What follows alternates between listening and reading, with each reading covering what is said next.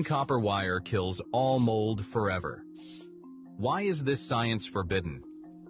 There is a piece of copper wire sitting in any hardware store right now that costs less than $5.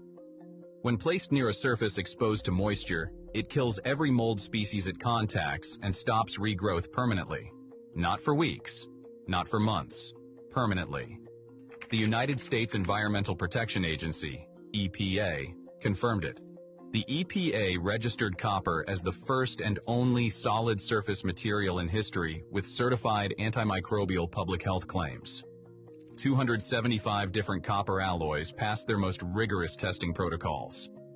Every single one killed 99.9% of dangerous organisms within 2 hours of contact. Stainless steel, the material used in almost every modern building, killed nothing. 0% after 28 straight days. And here is the part that should make you stop everything. This science is not new. It is not recent.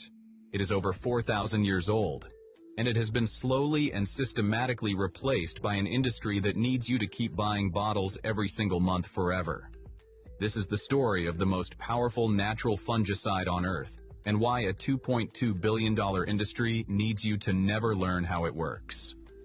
Right now, 45 million buildings in the United States have unhealthy levels of mold growing inside the walls. That number comes from peer-reviewed research published in the journal Indoor Air by Mudari and Fisk.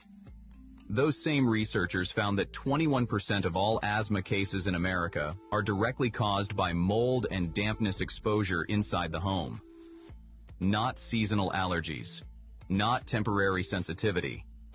The kind of asthma that puts children in the emergency room every year. CDC and the World Health Organization both confirm these findings. Living in a building with mold measurably increases your risk of developing respiratory disease. And the real answer is not sitting behind a cash register. It is sitting inside the walls of any building that still has copper plumbing. The element itself has been fighting mold for your entire life, and no one told you it could do it everywhere else too. This video is only the beginning of what the cleaning industry buried. Let us go back together to 1882, the vineyards of Bordeaux, France.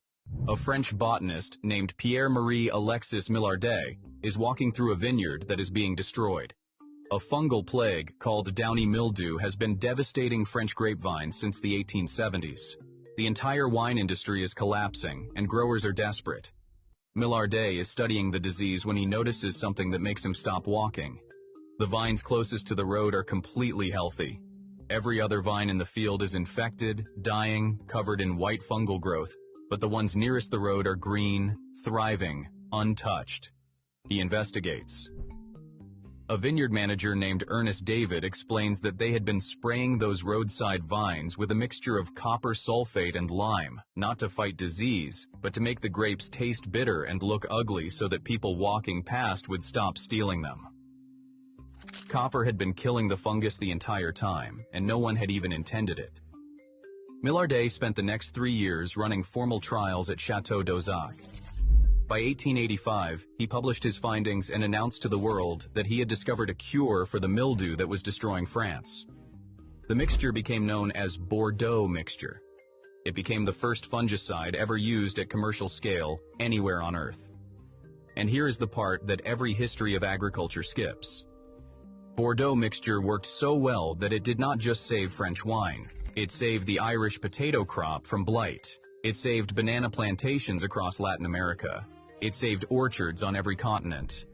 A simple copper compound became the single most important discovery in the history of protecting food from fungal destruction. 140 years later, it is still used today in organic farming around the world. But Millardet was not even close to being the first person to understand what copper does to fungus. The Egyptians documented copper as a sterilization agent around 2400 BC in a medical text called the Smith Papyrus. They used copper to purify drinking water and to treat infected wounds over 4,000 years ago. In ancient Greece, Hippocrates prescribed copper-infused water for respiratory infections and digestive illness. Persian royalty carried water in copper vessels across desert journeys because it stayed fresh and pure. In India, Ayurvedic medicine has stored drink